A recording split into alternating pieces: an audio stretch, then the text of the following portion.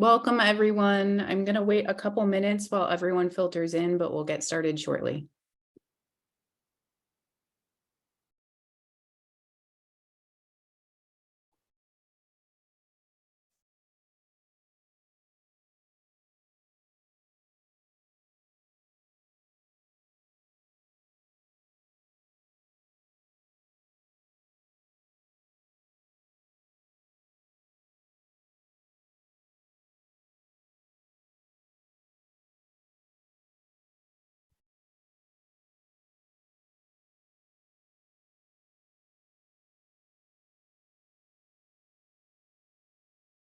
So welcome.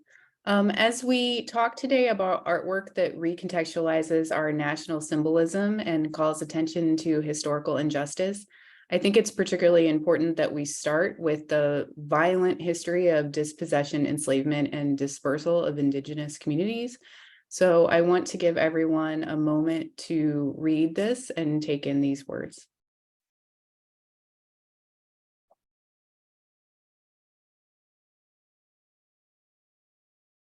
Thank you. Good afternoon and welcome. My name is Madeline Day Delfa, and I'm the Assistant Director of Programs and Community Engagement at the Rose Art Museum. It's my pleasure to welcome my co-facilitator for today's talk, Raj. Raj, would you like to introduce yourself? Yes, thank you, Madeline. My name is Sampath. Rajesh is my full name. I'm on the faculty at the Heller School for Social Policy Management, and I do occasional teaching in the humanities and in arts and sciences. And I've been at Brandeis now for 12 years. Great. Well, Raj, I'm so excited to have the opportunity to speak with you more about this artwork. I should mention too that we have closed captioning available. So if you need that, please hit the button at the bottom of your screen. So let's jump right in with our first piece. I want to preface this by saying that most of these works are not in the permanent collection of the Rose Art Museum, but I will point out the works that are in our collection as we go. I think this talk provides great context for the pieces that are in our collection. So I want to start with this piece, Three Flags by Jasper Johns.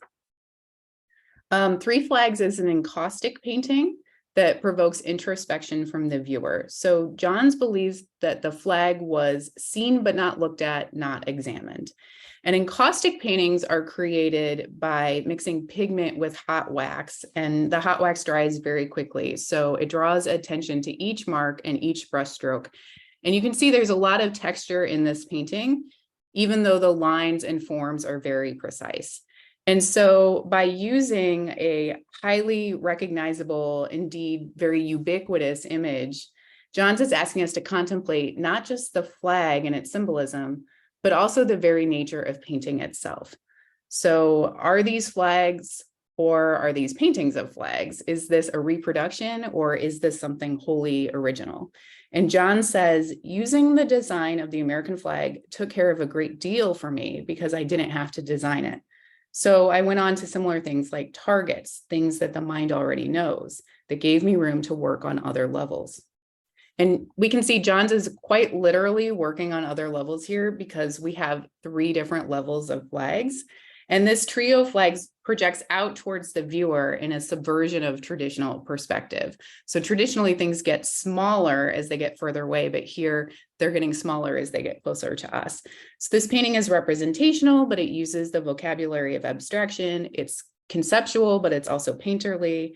And the context of this piece is really the global prominence of American art and American culture during the post-war era. And Johns is making a very unmistakably American art here. And by reproducing such a recognizable and formally prescribed object, Johns is questioning the very nature of art and iconography. So I wanted to use this piece as a jumping off point to examine contemporary artists' use of American patriotic symbols to not only interrogate, but also recontextualize American mythology, to challenge ideas about free expression, and to even have a direct impact on laws about the limits of that expression. So Three Flags really gets at this central question. Are they flags or are they a painting of flags? Are flags important as physical objects themselves or are they symbols? And does this physical manifestation of this symbol impact its meaning? And they sound very heady, but these are very important questions that have very real legal and political implications, as we'll see. So Raj, when we talked earlier, you had an interesting take on the trio flags and how they seem to be building on each other. And I'd love for you to share that again. Well, thank you, Madeline. And if I didn't do this earlier, I want to thank you for the invitation to join you in this conversation. It's a real honor and pleasure to be here. You know, when I first saw this, I thought to myself, you might be inclined to think that you see the 48 or 50 stars, but there's actually more. And the depth perception here is that the smaller flag that you would in the center, you would think might be at the top, sitting on the next level. And then, of course, the bigger flag is the foundation. Or it could be the inverse, which is you're kind of telescoping in, and maybe perhaps we're seeing into the depths of the flag, the smaller piece. And how does that relate to the American historical context? Well, it's right after desegregation and before the civil rights movement, so the 60s and the civil rights legislation. So depending on your perspective today, you know, some people argue, are we talking about an expansion of freedom for racial minorities, or are we talking about a deterioration and a structural kind of understanding of how racism persists, which is what critical race theory tries to articulate. So I was thinking about that, but to get back to your original question, the flag is a symbol of myth, a political symbol of myth. It's incarnate, and it stands for more than what it means, because it sort of creates our relationship to patriotically some kind of American identity. But as you know, we've talked about this, and we'll get into it more, which is where is the role of social movements and radical critique when it comes to questioning that symbol, because it's not inclusive, and in fact for some maybe a symbol of oppression. And then what is the reaction politically and legislatively and judicially all the way up to the Supreme Court on the limits of free expression? So I know we'll get there, but my first take is that I don't know what we're seeing. It is multidimensional. It may or may not be the flag for some, or maybe for others. And that's really interesting, because if we go to this next piece, this is a piece by Faith Ringgold, and I see it very much as a response to Jasper Johns. Faith Ringgold and Jasper Johns are contemporaries, are actually born in the same year. And I want to think about what you said and what Johns says about the flag, you know, that it gives him this room to work on other levels as an artist, and contrast that, as you said, with what an artist from a very different background, Faith Ringgold, says about the flag. She says, the flag is the only truly subversive and revolutionary abstraction one can paint. So this painting is part of Faith Ringgold's American People series, in which Ringgold, who is a Black woman artist, and she's one of my favorite artists, she's depicting the racial and political divides of the 1960s. So here we have three figures linking arms. We have a Black man, a white woman, and a white man, and they're overlaid with this American flag that's splattered in blood. And the African-American man is holding his hand over his heart, which is splurting blood. So he's both covering this wound, stemming the bleeding, but he's also pledging allegiance to the flag. And he holds a knife in his other hand. So this painting was made amidst, you know, the very violent protests of the American civil rights movement and the anti-war movements. And, you know, this African-American figure is fighting for his life and for his freedom, while we have these other two figures that are, you know, unharmed. And Ringgold says, you know, Ringgold she's showing us very literally who is protected by American freedoms and who is not. And she says, we thought of the American flag as our symbol of freedom, but we were losing our freedoms in the 1960s. All the blood laying all over the sidewalk, nothing about it in the papers. I mean, silence like it didn't happen. It is very difficult to paint blood because you feel like you are bleeding. The flag was bleeding and may still be. So, Raj, I would love to hear your reaction to this painting. Well, that was such an amazing distillation that you just provided, Madeline, to introduce the piece, and to see the blood spots throughout. But before I get into it, for those of us that might remember the 2000 election of President Barack Obama, that was it 10 or 12? The campaign, part of the campaign was to show these photographs of him where he's sort of blue and red as a unifier, but a transcendent figure too, because first person of color to actually win the office. But to take it back to something earlier, when I guess he might have been a kid, but this great tumultuous time, and how historiographically and historically we're taught the history of interpretations of how we're supposed to relate to the 60s. But from the BIPOC lens, yes, he's wounded. You might see him as the aggressor, compared to the way the white male figure, who's the bigger figure and the most prominent, because perhaps he's closer to the center or takes up more of the space with the red and white stripes. And not to minimize, but even though the painting does this intentionally, minimize the stature of the woman, not because she's shorter, but where are we with regard to gender justice at this period, which may or may not be overshadowed by the civil rights movements, and foreshadowing, of course, 50 years later, the toppling of row that we see today in the horrific times that we're going through. But you do see this sort of like solidity of the white male power, and then how are we supposed to interpret beneath the stars both the bleeding figure of the Black man, but the poignancy of the suffering, and how has that been reproduced over time across different generations to our time? And then does this piece serve as a source of inspiration for us to be, first of all, remind ourselves of how long it took to start the battle, start the fight, and then the victories that might have been seen in the 1960s with regard to civil rights, but then where are we today? So it's this vertigo we have between progress, but also regress. And it's interesting because this painting is from 1967, and the same year that this painting was made in 1967, as I mentioned, there is quite a lot of opposition to the Vietnam War during this time.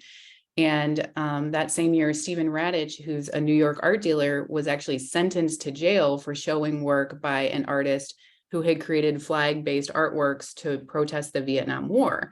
And this was in violation of the New York state flag desecration law.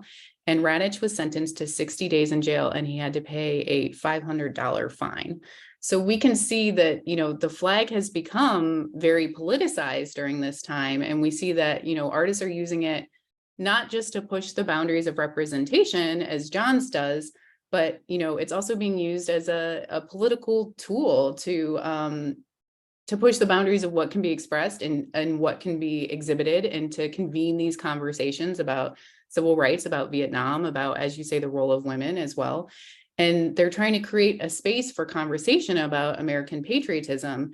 And at this time, so many people felt that not only were they not kind of receiving these promised American freedoms, but also that the flag was being used as a symbol in support of a war that they opposed. And I think Faith Ringgold is a really important part of these conversations. She's an artist, but also an activist. Her activism centered around Black artist representation and women's artist representation in cultural spaces. In the 70s, she starts making story quilts, and she's an important part about the conversation about fine arts versus craft, and the feminist art movement. So she really is a very extraordinary figure in terms of, both her art and her activism. But in response to Stephen Radich, the gallerist that I mentioned, and in response to his arrest, Faith Ringgold, along with two other artists, John Hendricks and Jean Touche, they're co-founders of the Guerrilla Art and Action Group, they organized an exhibition called the People's Flag Show. And Faith Ringgold designed the poster for this show. It was at Judson Memorial Church in New York in Greenwich Village in November 1970. And Ringgold, Hendricks, and Touche issue an open call for artwork that pushed the boundary of these anti-desecration laws. So it's organized in response to what happened with Stephen Radich's arrest, but more broadly, the federal flag desecration law of 1968, which said that whoever knowingly casts contempt upon any flag of the United States by publicly mutilating, defacing, defiling, burning, or trampling upon it shall be fined not more than $1,000 or imprisoned for not more than a year or both. So the text of this poster, I should say, was written by Ringgold's daughter, Michelle Wallace, and works in this exhibition included a performance piece in which artists burned flags together with bones and rotten meat, while Jean Touche read the Declaration of War. And the burned remains of this flesh and the flag were placed in the sanctuary of the church. So this is very much referencing sort of the carnage and destruction of Vietnam. Abby Hoffman spoke while wearing an American flag shirt. He had this I'd say it's very much like the kind of shirt that we saw Garth Brooks wearing in the 1990s, very uncontroversially.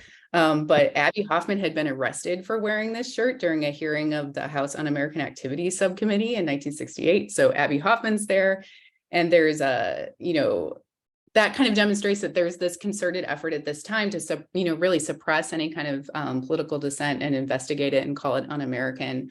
Yvonne Rainer and other dancers performed nude, draped in flags. So this exhibition was, it was really meant to be provocative. It was, quite literally incendiary because they were burning flags. And, they set out to directly challenge these flag desecration laws, and it worked. The exhibition was closed one day early by the Attorney General of New York. And John Hendricks, John Touche, and Faith Ringgold became known as the Judson Three. They were arrested and charged with desecration of the US flag. So, Raj, I'm interested to hear your reaction to this turmoil of the late 1960s and the early 70s and the implications on free speech and free expression during that time. Thank you, Madeline. Yes, I mean, we do always we look at the data, the painting, and we think about the historical context, which I'll talk about in a second. But, the philosophical kind of question here, I think, on the table is what we'll see over time in terms of what the judiciary will finally decide on the right of free expression, First Amendment protecting flag burning, but we're not there yet. That's 1989. But prior to that, I'm thinking of two texts, two objects, one a book and one an object of material to represent a symbol, is the flag. The Bible and the flag, if you're going to desacralize those two, is taking great risk, whether it's a political statement or artistic statement or both. But it was Derek Bell in 1972 who wrote Race, Racism, and the American Law. It's the first textbook on race by a person of color, so few and far in between then, and even now at the top law schools, but certainly back then, which then launched a generation later, 2 decades later, the critical race theorists have founded the movement in the 90s. But he pointed out in his chapter on free expression that it appears to be equal. The 14th Amendment, equal opportunity, equal protection, to protect the First Amendment, freedom to the freedom of expression. It doesn't work that way. It depends on who's doing the speaking. So free expression is protected for the dominant group, and for the longest time, white men, to protest whatever. For example, anti-war. But what happens when people of color and women then and LGBTQ are engaged in the protests? So we got to look at this asymmetry within free speech itself. But the larger issue again is, in a creative democratic possibility, which is the American system versus, let's say, other modern Western democracies that have their own thresholds for blasphemy and free speech. I don't want to get into the complexity of different Western European contexts, but here you would think that we're tending towards maximum individual expression and artistic expression to even desecrate something like the flag and make that the artistic, kind of creation or statement. So there's the fundamental defense of that right. On the other hand, that's one hand. On the other hand, to where does the moral threshold arise in society that creates the shock factor that then creates this reactionary movement to the individual artistic act? So in other words, so many artists, I would imagine artists who are minoritized and intersectionally minoritized, are the ones that are painted as the aggressors against the mainstream opinion about the limits of artistic free expression, when in fact they're speaking from, first of all, the artistic space. So how are we supposed to think about that? But also the position of suffering, which is real and therefore political. Right. So it's a roundabout way of saying that there are two sides to free expression, and it's asymmetrical because the folks of color and the minoritized groups take greater risk in many respects when it comes to artistic creation. And are very much holding America to its founding ideals. Mm-hmm. So that's interesting. So that is actually a perfect segue to our next piece. This is called "What is the Proper Way to Display the U.S. Flag?" It's from 1989. It's by an artist named Dred Scott. Dred Scott is an African-American conceptual artist, and his chosen name, of course, references the historical figure Dred Scott, who was an enslaved Black man who sued the government for his freedom in 1846, and who the Supreme Court ultimately in 1857 ruled did not have the right to sue because he was not considered a citizen in what is widely considered to be the worst decision of the United States Supreme Court. I think it's probably up there as the worst. So the artist Dred Scott takes Dred Scott's name and he adds an A. So his name is spelled D-R-E-A-D. So now we have this feeling of dread. And also at the time, the artist had dreadlocks. And he said that, at the time, other people he knew who had dreadlocks became known as like Jimmy Dread or Steve Dread. And so he became Dred Scott. But he also says, he's quite intentionally referencing Dred Scott. And he says, well, there have been major changes in America since that 1857 Supreme Court case. The racism and exploitation that led to the ruling, which included the words to the effect of there are no rights that a Black person has that a white man is bound to respect, hasn't changed much. The form of racism has changed, but the basic position of Black people in the society and the rationale for it have remained constant. I wanted people to have a reminder of this. So Dred Scott does this piece as a 23-year-old art student. He exhibits it at the Art Institute of Chicago as part of an exhibition that's organized by the Black Student Association. The piece features a flag on the ground along with a photo montage and a notebook where visitors could write their responses, likely standing on the flag. Like in order to write a response in this book, you pretty much have to be standing on the flag. And this photo montage, requires close looking in order to really figure out what's happening in it. So it really does kind of invite the viewers to stand on the flag in order to view the piece. And at the top, we have South Korean protesters burning a flag in opposition to the ongoing military presence in South Korea and also pressure to open their domestic markets to foreign goods. And here at the bottom, we have pictures of these flag draped coffins that are holding the bodies of soldiers coming home from Vietnam. And photos like this of military coffins coming home have been censored by the US government at various moments in our history. So reproducing this image here is quite provocative. And the piece is literally asking us, what is the proper way to display the flag? So is it in protest to US imperialism?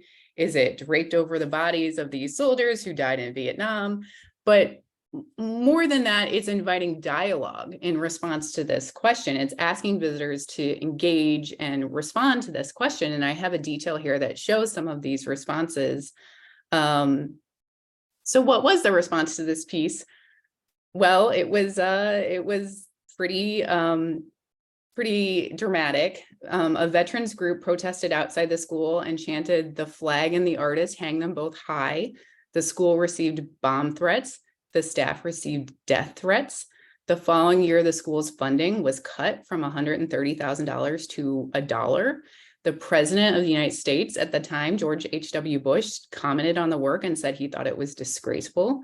The United States Congress denounced it and passed legislation to protect the Flag Protection Act of 1989, which criminalized the conduct of anyone who knowingly mutilates, defiles, defaces, burns, maintains on the floor or ground, or tramples upon the United States flag.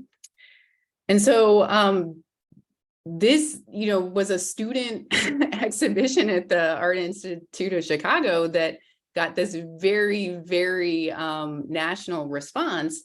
And so Dred Scott and others defied this law, this Flag Protection Act of 1989, by burning flags on the steps of the US Capitol. So the other people that burned the flag along with Dred Scott were Gregory Lee Johnson, who is the defendant in another flag burning case, Texas v. Johnson, Sean Eichmann, who is an artist and a member of the coalition opposed to censorship in the arts, and David Bullock, who's a Vietnam veteran.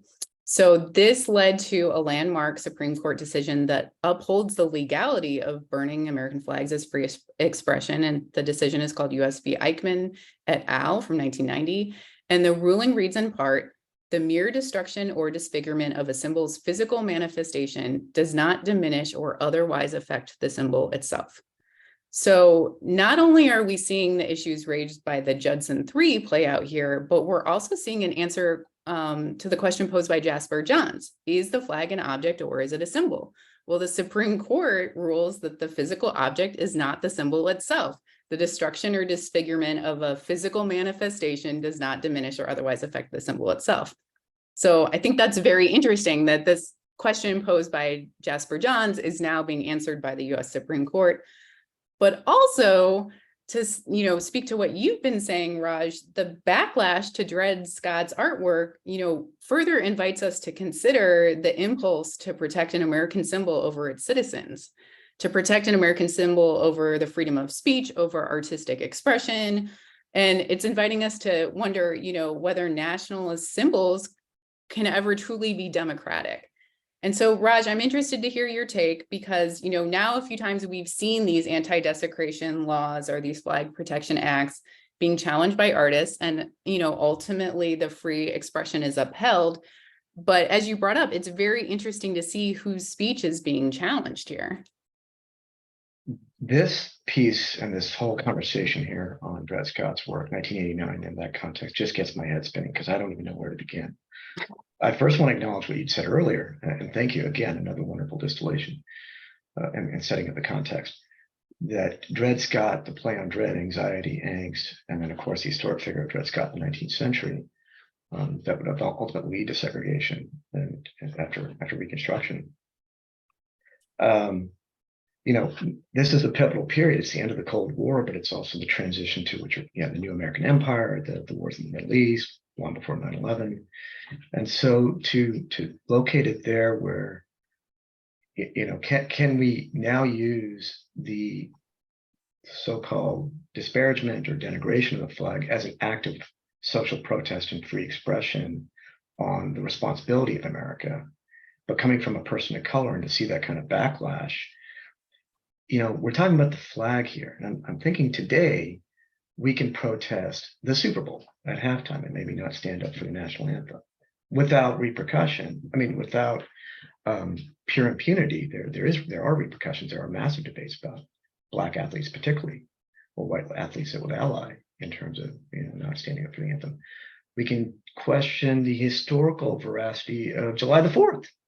I'm trying to think of something, that more sacred than the flag, the origin of the country, when we think of the movement to support Juneteenth. But back then, why the reaction and the nuance of the Supreme Court decision, from what I remember, Texas v. Johnson, is this is an act of free expression. You may not like it. You could be morally aghast at the act, but in defense of the First Amendment, which is the First Amendment of the whole set of rights, because from that flows everything else, you may not like it, but you shouldn't, first of all, leave it up to the courts to decide whether it's the physicality or the symbol. They made that decision, but it's not for the court to decide what needs to be protected. That should be done in the legislature. But it was interesting to see how they were teetering even in the decision, that it could have gone perhaps the other way. But they did ultimately veer towards free expression. But getting back to my previous point, free expression by and for whom?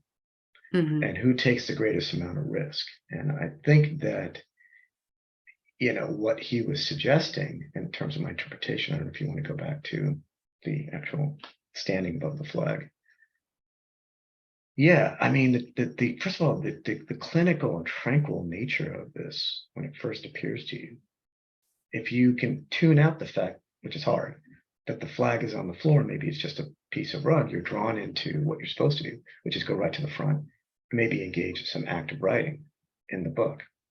And then only later you may realize, depending upon who you are, that you're standing on the flag. So, I see great, what's the word here? I don't want to say innocence, but do we make that mental shift? Not just, we're not going to ruin the symbol or the meaning by destroying the object or denigrating the object, but can we even blanket out the fact that the object can only appear in one way and for one purpose? It's still there, but depending on your perspective, it can be seen as the ground that we stand on. That's a total inversion. I'm not saying that would have been Dred Scott's defense, but it does suggest that we may be colorblind, a lot of us today. We don't want to think critically. I'm not that way. I happen to think that the context of our times, even now, suggests that when artists of color and, let's say, trans folks are fighting for trans rights and queer rights, that when you take that extra leap and challenge the mainstream, that you do so with great risk, and that there is, oftentimes great backlash, and not from what you would think are the usual suspects, which would be the conservative or the religious right. It's in many respects the white majority, even on the liberal side. And it's So, for interesting. example, mainstream Democrats like Biden. Well, it's interesting because, the title of this talk is The Critical Patriot. And in many ways, I see this as a very patriotic piece of art, because Dred Scott is asking us to think about these things, to grapple with the flag. What does the flag mean? How is the US viewed abroad? How do we feel about that? He's inviting this response. He's creating a space for that discussion, which to me is, quite patriotic and quite American in some ways. And there's one more thing I want to point out about this piece. I read dozens and dozens of articles about this piece because I'm truly a nerd that will do that. And I read, contemporary accounts about this in the Chicago Tribune. I even read a PhD dissertation about this piece. And every single piece describes this photo montage as Korean protesters burning an American flag. But it's not an American flag. These are hexagrams. This isn't an American flag. And I have a few theories on why this could be and what this could mean. I don't know for sure. And if we have anyone on the call who's a 20th century Korean history expert, I would actually love to talk to you about this. But I wanted to point it out because I think it perfectly encapsulates what Jasper John says about the flag, that it's seen but not looked at. And that so many people look at this and just immediately assume that this is a faithful reproduction of American flag, but it's actually not. And that we often don't take the time to stop it. I probably looked at this photo montage 15 times before I realized, oh, this is actually different. And so I think that, what Dred Scott is inviting us to do is actually very important, to stop and really think about it, look at it, consider it carefully. And, if I were able to get a coffee with Dred Scott, I would absolutely ask him about where he found this photograph and if he intentionally chose that photograph for that reason, or what exactly is going on there. So it's a very rich piece for discussion. And I wanted to bring us to another artist who's working around the same time of this Eichmann decision, Erica Rothenberg. This piece is in the Roses collection. Rothenberg is born in New York, and she attends the University of Chicago, where she takes part in a student protest that takes over an administration building, and she's suspended. And the way she tells the story is that she's told that she can return if she apologizes, but she doesn't apologize. And instead, she goes to UC Berkeley and she continues studying art and activism. And after Berkeley, she moves back to New York and she gets a job at McCann Erickson, which, if you watched Mad Men, like I did, you know that McCann Erickson is a global advertising agency that did the iconic I'd like to buy the world a Coke ad. And Erica Rothenberg, she ends up becoming the first female art director at McCann Erickson. So she's a very interesting figure already. And I love this because I actually found an article where she talks about working at McCann Erickson and one of her failed Coke pitches. And her pitch is a riff on Marx's Communist Manifesto. And the pitch goes, "Workers of the world, refresh, overthrow the bondage of parched throats, gain control of the means of refreshment with the great taste of Coca-Cola. Coke's clear, crisp taste has soothed more thirsty workers than any other soft drink since the beginning of the Industrial Revolution. Workers of the world, refresh. You've got nothing to lose but your thirst," which I think that's hilarious. And I truly, truly wish that had been dramatized on Mad Men. But anyway, she ends up leaving McCann Erickson in the 70s so that she can focus on her own artwork. But it's important because I think she's very much drawing on her background in advertising, and she's using this very commercial style to create, very subversive political art. And her work, it pushes boundaries, but it's also funny. We can see how funny she is. And she's using humor and the language of commercialism to make what she calls a skewed portrait of America. And she's really calling attention to the gap between appearance and reality in America. So this piece is from Rothenberg's solo show at the New Museum, and the solo show is called Have You Attacked America Today? And Marcia Tucker, who was the founding director of the New Museum, said it was the most controversial exhibition that the museum ever mounted. It was installed, we can see in this kind of storefront window that was smashed twice during the exhibition. And you can see here, here's the flag burning kit. And then we have this very sort of commercial, they look like they're right from an advertisement couple, but you can see they're burning the flag. It's pretty subtle. And then we have these freedom of expression drugs. We have this anti-apathy ointment. We have protest pills, and we have offend mouthwash, guaranteed to make you say the most awful things. She has this sort of alternative lyrics to the Star Spangled Banner, sort of pointing out some of the hypocrisy she sees in America. And then we have this celebrity simulator podium for politicians. And so, you know, I should mention that the part of the context of this piece and of Dred Scott's piece is that the 1980s were what the Los Angeles Times described in 1989 as a watershed moment for censorship. So Christian religious lobbies like the American Family Association and Morality and Media objected to television shows and radio programs. There was a debate about censorship in music. And quite famously, the photographs of Robert Mapplethorpe and Andre Serrano, you know, caused controversy, and the artists had, you know, variously National Endowment for the Arts funding cut. You know, Mapplethorpe had an exhibition canceled. Senator Jesse Helms sponsored a bill which prevented the NEA from using funds to, and this is a quote, promote, disseminate, or produce obscene or indecent materials, including but not limited to depictions of sadomasochism, homoeroticism, the exploitation of children, or individuals engaged in sex acts, or material which denigrates the objects or beliefs of the adherents of a particular religion or non-religion. So this is very much, you know, culture wars that sort of precede our current culture wars. And artists are very much under attack. You know, free expression is under attack. And so with Dred Scott and Erica Rothenberg, you know, we have two sort of very different responses to this coming in the same year, but they're very different tonally. And Raj, I'm interested to hear what you think about the tone of this artwork, because it uses this very sort of optimistic, humorous tone. Well, Erica Rothenberg's, it's what a boundary spanner and crosser to go into the private sector in both Marx. But then coming back to Marx and the chapter on the commodity fetish, which is one of the outstanding features of a commodity in any capitalist system, is this attribution of a fetish to it. It creates a super sensory kind of aura to it, which is what art's supposed to do. So when art gets commodified and commercialized, that people can debate that. But she's doing this intentionally as a form of critique, which is, I think, brilliant. But to take it back to the time period again, I mean, on the one hand, we're going to see the dawning of slow-moving judicial and legislative change, but they're good. Planned Parenthood would be the early 90s, the American Disabilities Act. But you're reminding us that the reaction after the end of the Cold War, and presumably before Clinton, the closing of this Reagan era, is the religious right, and they're like in this totalitarian frenzy to get everyone into this moral, to envelop everyone in this moral view.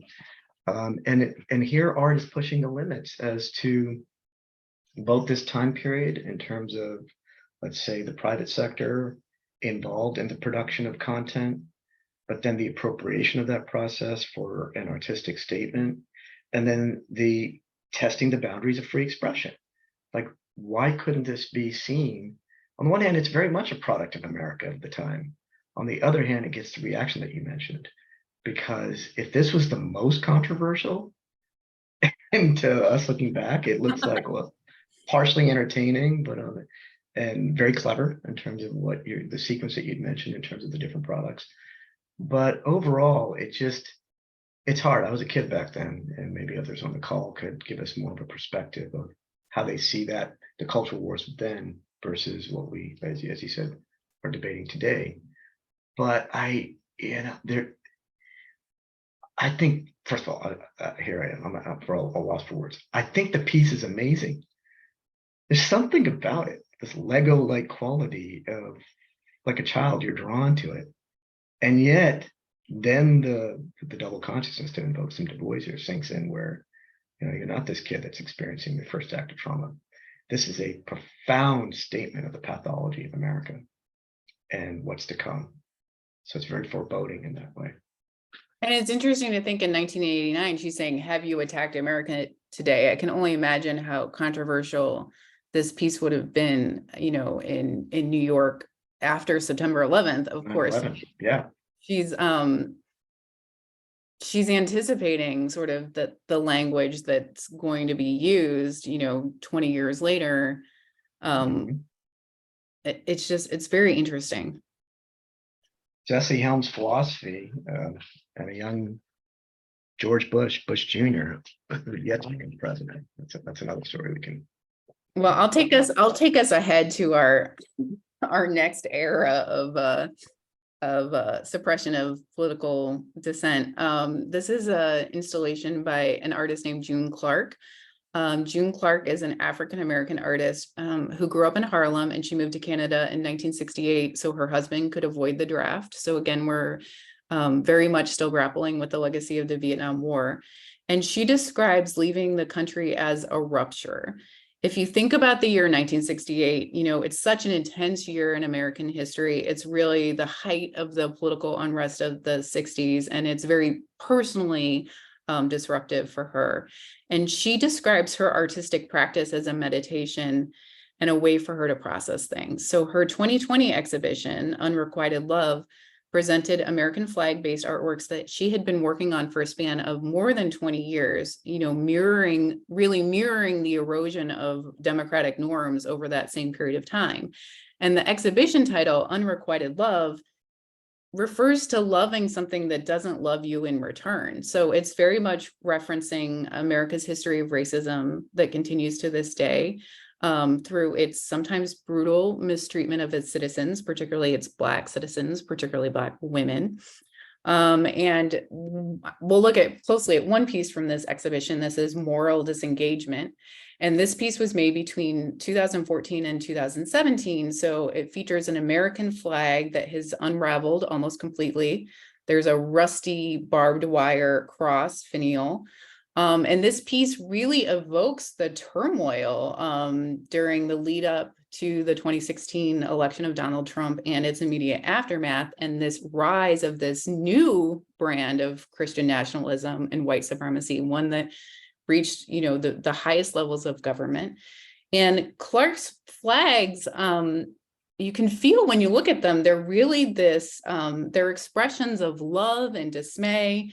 And, they haven't been desecrated. You don't get that sense from them. I get the sense that that this is an act of grief and this is an act of catharsis. They're very meticulous and careful. And she says, she talks about this. She says, as a child, my heart would become full whenever I saw the flag waving in the breeze. I was proud. And it was my understanding that all who saw our flag could and should only love it as citizens. And if not of our country, envy those who were protected by it. I was taught that all citizens under this flag would enjoy all the rights and freedoms under the Constitution. I left the United States in 1968, not because of the country or the soil, which I loved, but because of the powers that were at the time. However, through my art practice, I began to try and decipher exactly what my relation to the flag had become. As one is confused when a lover turns on one for no apparent reason, I began trying to make flags. And Raj, it's interesting because, when we first discussed these works, you saw this exhibition and you brought up Colin Kaepernick right away. And this exhibition was actually dedicated to Colin Kaepernick. And I'm wondering about your perspective on this very contemporary conversation around race and free expression, and whether you think it's changed in any way since the conversation of the 1960s and then the conversation of the late 1980s.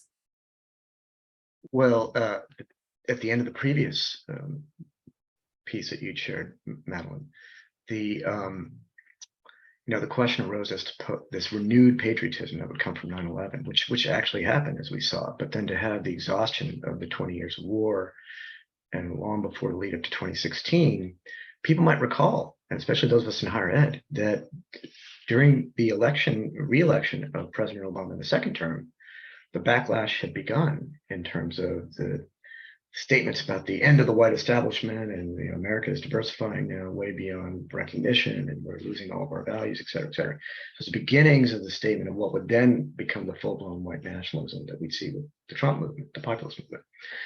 That's only one aspect of it. I'm not saying the entire Trump movement is just about that, but it was those student movements on campuses where students of color, particularly Black students and Latinx students, most underrepresented groups, both undergrad and graduate, trying to draw attentions between the internal struggles that people have within the academy vis-a-vis the outside world, which was the Black Lives Matter movement in response to the police shootings. And so to see, that's sort of the historical backdrop, but what we see here is not desecration or burning or even abandonment. What we see is a withering and sort of an atrophy, but that the tension, the unrequited love, as you mentioned, is this commitment to the identity. But what identity? What's left of the identity? What identity was there from the beginning that we were primordially excluded from as folks of color?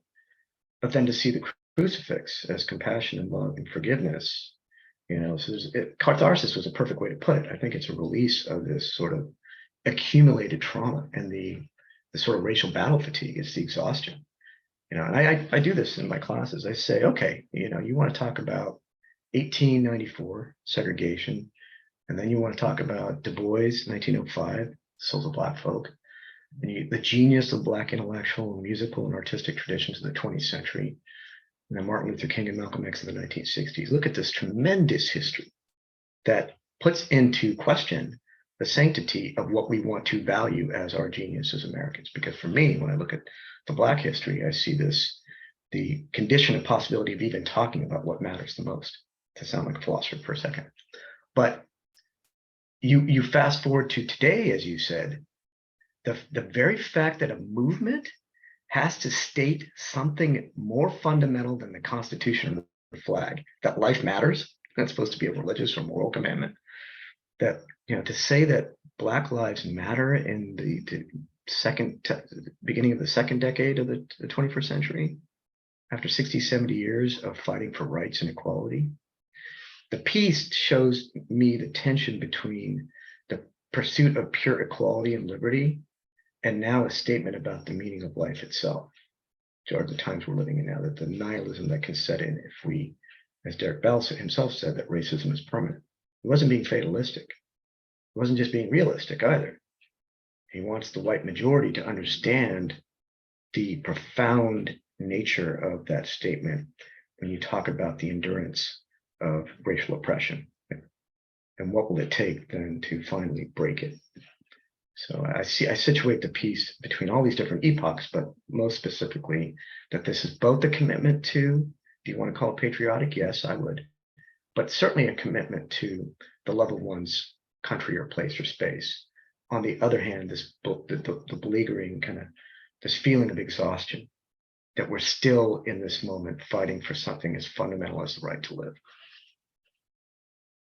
Yeah, and I'm so moved by this piece because you can really see that it is this meditative catharsis for her. And to me, that's such an important part of what art does. It's not just a way of starting conversations, which it certainly is. And I think this really is a very skillfully done illustration of that conversation, but it's also it also is artists make art for themselves. They make art as a way to work through things, and to me it's lovely to get to see such a concrete example of that, of working on these flags for over 20 years, sort of between other art pieces. She keeps returning to this flag over and over again as a way to sort of grapple with this rupture that happened in her life. I find it very, very poignant and very moving.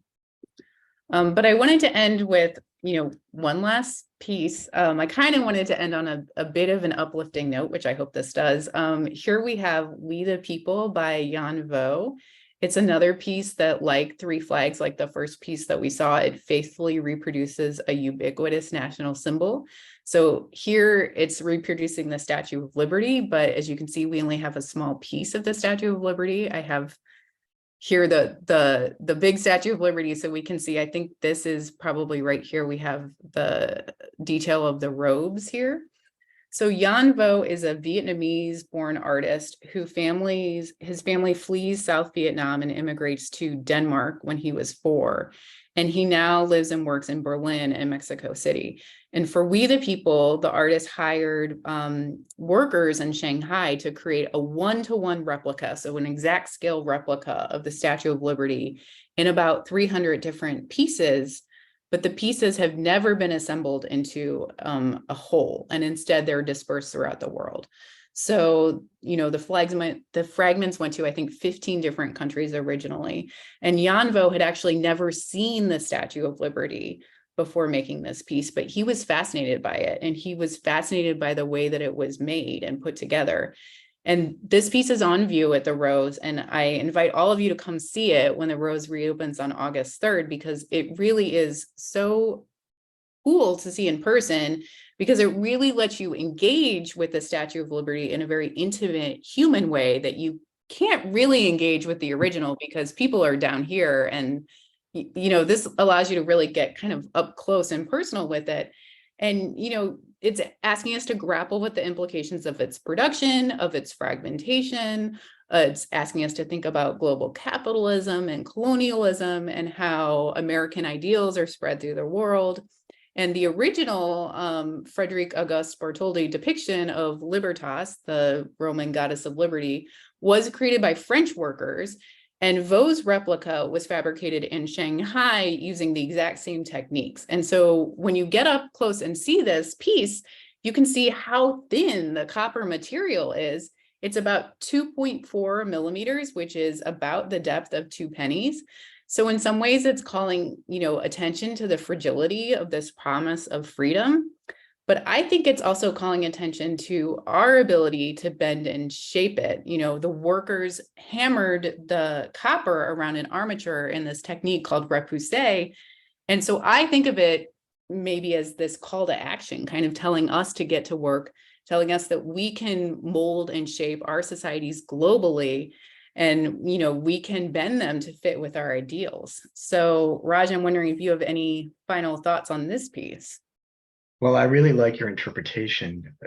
It's not just the depth of the material you mentioned and the rustic color of copper. You might think it evokes this kind of antiquity that this Project of Liberty is aging, but the fact that it's transportable, that it has this global kind of consumptive quality, that the experience of liberty for an immigrant can be shared across places, especially those still fighting for democracies or hoping one day that they'll have democracies.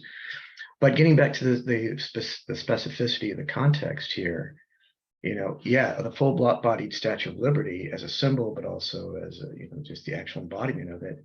Who's had that privilege of full embodiment? Because if you think about it from an intersectionality standpoint, that all of us have been minoritized one way or another, and especially multiply minoritized across various variables. We're talking about people of color, we're talking about queer people, we're talking about queer people who with a disability. We're fragmentary vis-a-vis the whole, which would be the white, cis, male, heteronormative structure of power that's been in place since colonization and slavery to now. So we're always fragmentary.